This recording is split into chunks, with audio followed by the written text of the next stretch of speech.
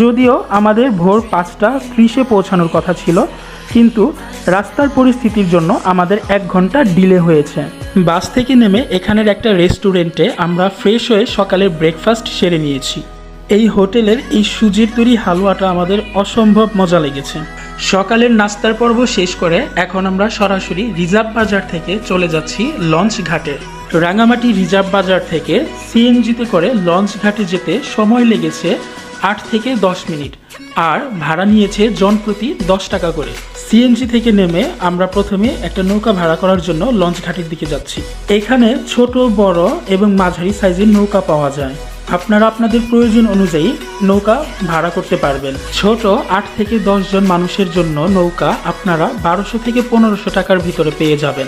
মাঝারি সাইজের 15 থেকে 20 জন মানুষের জন্য নৌকা আপনারা 2300 টাকা থেকে 3000 টাকার ভিতরে পেয়ে যাবেন। নৌকা ভাড়া করার ক্ষেত্রে ওনারা দাম বেশি চাইতে পারে, তবে আপনারা দামাদামি করে দামটা বনিয়ে নিতে পারবেন। আমরা সারা দিনের জন্য একটা মাঝারি সাইজের নৌকা ভাড়া করেছিলাম, যেটার দাম পড়েছে 2500 টাকা।